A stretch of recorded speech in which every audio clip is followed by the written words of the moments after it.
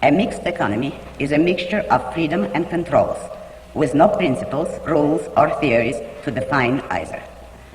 Since the introduction of controls necessitates and leads to further controls, it is an unstable, explosive mixture which ultimately has to repeal the controls or collapse into dictatorship.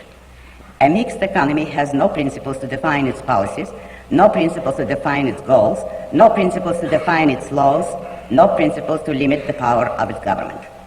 The only principle of a mixed economy, which necessarily has to remain unnamed and unacknowledged, is that no one's interests are safe, everyone's interests are on a public auction block, and anything goes for anyone who can get away with it.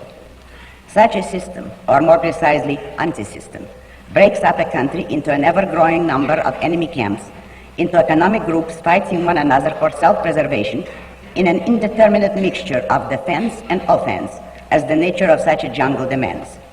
Suppose that a group of socialists wants to nationalize all factories, and a group of industrialists wants to keep its properties. What would it mean for either group to take into account the views of the other? And what would moderation consist of in such a case?